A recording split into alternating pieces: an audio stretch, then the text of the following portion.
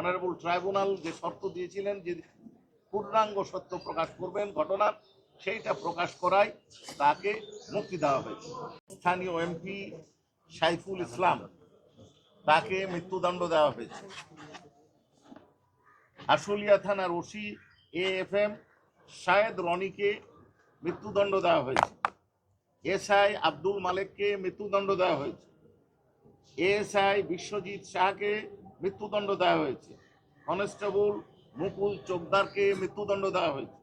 রনি ভূঁইয়া যুবলীগ সদস্য, তার মৃত্যুদণ্ড দেওয়া হয়েছে। যাবজ্জীবন কারাদণ্ড, অর্থাৎ মোট 6 জনের মৃত্যুদণ্ড দেওয়া হয়েছে। যাবজ্জীবন কারাদণ্ড দেওয়া হয়েছে 7 জনকে। তারা হলেন DIG Syed Nurul Islam, SP Asaduzzaman Ripon, additional SP Abdullahil Kafi, additional SP Shahidul Islam, inspector তদন্ত Masudur Rahman, inspector operation Nirmal Kumar Das, inspector DB Arafat Hossain Arju. 7 বছরের কারাদণ্ড দেওয়া হয়েছে SI আরাফাত উদ্দিন এবং ASI কামরুল ইসলাম, অর্থাৎ 2 জনকে। এবং অপর আসামি SI আফজালুল হক, তিনি ট্রু এবং ফুল ডিসক্লোজার করে অনারেবল ট্রাইব্যুনাল যে শর্ত দিয়েছিলেন যে পূর্ণাঙ্গ সত্য প্রকাশ করবেন ঘটনার, সেইটা প্রকাশ করায় তাকে মুক্তি দেওয়া হয়েছে।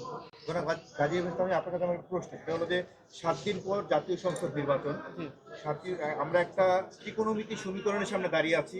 অনেক এই আহত নিহত পরিবার অনেকে আশঙ্কা করছেন যে যেহেতু 7 দিন পর নির্বাচন, নতুন সরকার আসতে পারে, যে সরকারই আসুক, তার কেউ আশঙ্কা করছেন যে বিচারটা চলবে কিনা, এরকম একটা শঙ্কা তাদের মধ্যে আছে।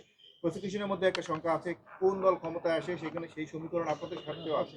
সার্বিক বিবেচনায় এই যে আপনারা গত 1 মাসে 12টা চার্জশিট পেলেন, সার্বিক বিবেচনায় এই বিচারটা আসলে কি নির্বাচিত সরকার আসলে কন্টিনিউ হবে, নাকি এটা শঙ্কার যে জায়গাটা সেটা কি আশঙ্কা করছেন আপনারা? জি, একটু আমি দিচ্ছি। আমরা প্রসিকিউটরগণ এই ব্যাপারে চিন্তিত নই, বিভ্রান্ত নই, এবং আমরা মনে করি না যে প্রসিকিউশন সরকার পরিবর্তনের কারণে বা প্রসিকিউশনের কোনো সদস্য পরিবর্তন হলে বা না হলে বিচার প্রক্রিয়া স্থিমিত হয়ে যাবে বা থেমে যাবে বা ধীরগতি হবে, এটা আমরা মনে করি। বাকি রাজনৈতিক বিষয়ে মন্তব্য করার কোনো ইচ্ছা আমাদের নেই। আমি বলেছি এই রায়ের ব্যাপারে আমরা যেটা হয়েছে আপনাদের সামনে তুলে ধরেছি, এবং এটা আমরা পর্যালোচনার পর সিদ্ধান্ত নেব। আপনার কাছে নির্বাচিত সরকার আসলে বিচারটা এগিয়ে নেবে, এটা আপনাদের প্রত্যাশা, আমরা বিশ্বাস করি।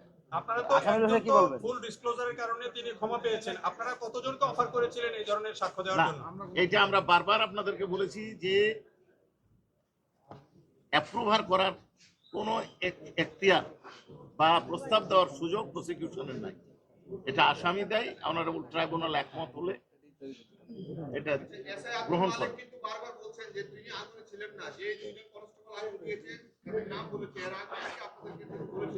তাদেরকে আসামি করা হয়নি কেন? আমাদের কাছে বলেছে এই কথাটার ব্যাপারে তদন্তকারী কর্মকর্তা আমাদের কাছে যে রিপোর্ট দিয়েছেন তাতে উনি বলেছেন এই মর্মে কোনো তথ্য আমাদের কাছে নাই।